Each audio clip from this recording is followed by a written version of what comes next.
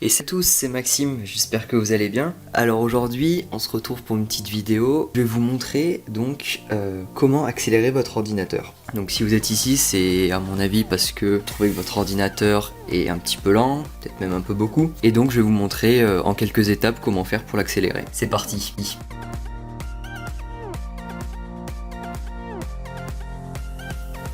Première étape, on va supprimer les applications qui se lancent en arrière-plan. Ça va être les applications comme la calculatrice, tous les logiciels intégrés à votre ordinateur qui vont être de la mémoire pour rien. Et donc on va les désactiver dans confidentialité, applications en arrière-plan.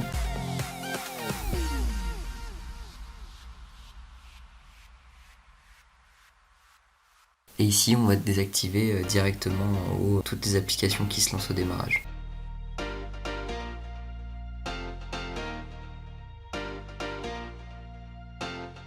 Deuxième étape, alors on va se rendre dans le gestionnaire des tâches et ici on va voir tous les programmes qui se lancent au démarrage de Windows. Donc ici vous allez dans plus de détails, vous allez dans l'onglet démarrage en haut et donc là vous pouvez voir tous les logiciels qui se lancent en même temps que votre ordinateur. Donc ici, si par exemple vous n'utilisez pas OneDrive, vous pouvez le désactiver. Les seules choses qu'il faudra laisser activer, ça va être votre antivirus et les logiciels pour votre carte graphique, donc comme Intel, Nvidia ou AMD.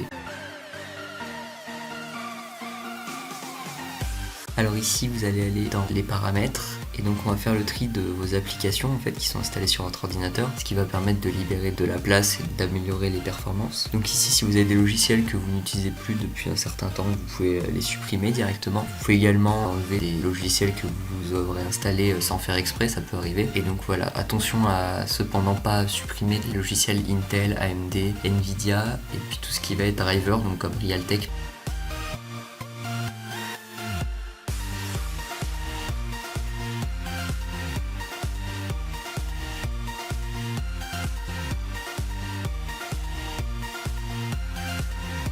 Alors maintenant on va libérer de l'espace sur votre disque dur, donc ça va permettre de libérer de la mémoire et de pouvoir stocker plus de données. Ici vous allez aller dans propriétés sur votre disque local, vous allez ensuite dans nettoyage de disque, et donc ici vous allez pouvoir sélectionner en appuyant en bas sur nettoyer les fichiers système. Vous allez pouvoir supprimer en fait tout ce qui va être mise à jour Windows, tout ce qui va être anciens fichiers donc qui sont plus utilisés par le système, ça va être tout ce qui est téléchargement. Ça va permettre d'économiser plusieurs gigas sur votre disque dur et donc d'éviter de prendre la place inutilement sur l'ordinateur. Maintenant, si vous trouvez que votre ordinateur est toujours lent, ce qu'on peut faire c'est lancer carrément une restauration du système. Donc c'est-à-dire que ça va tout supprimer sur votre ordinateur. Donc il faudra bien sauvegarder vos photos, vos documents sur un disque dur. Ensuite vous allez dans récupération ici, vous allez dans commencer et là ça va vous lancer un tutoriel donc qui va tout supprimer sur votre ordinateur et le faire repartir à zéro.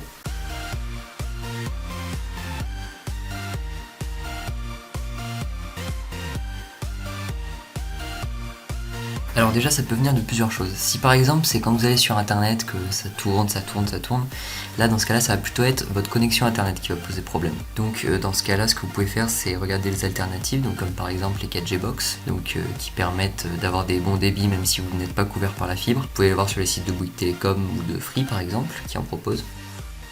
Sinon, si ça vient de votre ordinateur, en fait, il va falloir diagnostiquer quel composant est très lent. Donc, pour ça, vous allez dans le gestionnaire des tâches, dans l'onglet performance. Et là, vous pouvez voir comment vos composants sont utilisés, en fait. Donc, si vous voyez par exemple que le disque tourne à 100%, vous savez que c'est le disque dur qui est trop lent. Donc, dans ce cas-là, il faudra acheter un SSD. Si c'est la mémoire, vous pourrez probablement rajouter de la mémoire sur votre ordinateur. Par contre, si c'est le processeur, ici ça sera plus compliqué et il n'y aura pas vraiment la possibilité de le changer. Sauf si vous êtes sur une machine fixe et que vous avez moyen de changer la carte mère, le processeur et très souvent la mémoire. Donc pour savoir quelles pièces sont disponibles en fait, sont compatibles avec votre ordinateur, ce que je vous conseille de faire c'est d'aller voir sur le site de Crucial, donc qui est un fabricant de mémoire, donc de stockage et de mémoire RAM. Donc ici vous allez pouvoir rentrer directement le modèle de votre ordinateur, donc vous pouvez le trouver directement sur votre ordinateur, en général sur le dessous ça va être écrit. Vous mettez ensuite le modèle. Et puis en fonction de ça, en fait, l'outil va pouvoir rechercher directement les composants qui sont compatibles et vous pourrez les commander directement sur ce site-là. Pour ce qui est de l'installation, il faudra voir avec quelqu'un qui a les compétences de démonter l'ordinateur et donc de mettre les nouvelles pièces. Donc par exemple ici on voit que 4 Go de RAM supplémentaires, vous en aurez pour une vingtaine d'euros. Ça peut valoir le coup si c'est votre mémoire qui est saturée. Pareil si c'est votre disque dur, vous pouvez trouver des SSD, donc par exemple un SSD 240 Go. Si vous stockez pas grand chose sur votre ordinateur, ça pourra suffire, ça sera autour des 50 euros.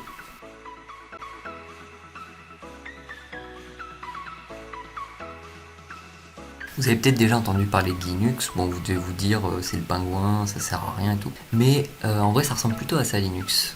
Donc en fait Linux, ce qu'il faut savoir c'est qu'il y a énormément de versions qui existent, ce qui s'appelle des distributions. Et donc au final on arrive sur des versions aujourd'hui qui ressemblent beaucoup à ce qu'on peut trouver sous Windows, qui fonctionnent très bien et qui auront l'avantage de consommer moins de puissance. Ici c'est Ubuntu qu'on voit, donc qui est la distribution la plus répandue. Et donc avec une interface plutôt sympathique, ça peut être une très bonne alternative à installer sur votre ordinateur. Donc si ça vous intéresse, je pourrais faire une vidéo là-dessus. N'hésitez pas à me le mettre en commentaire.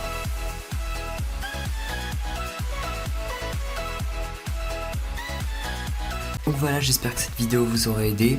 Si c'est le cas, n'hésitez pas à laisser un petit commentaire, ça me fera plaisir. Et puis, à la prochaine.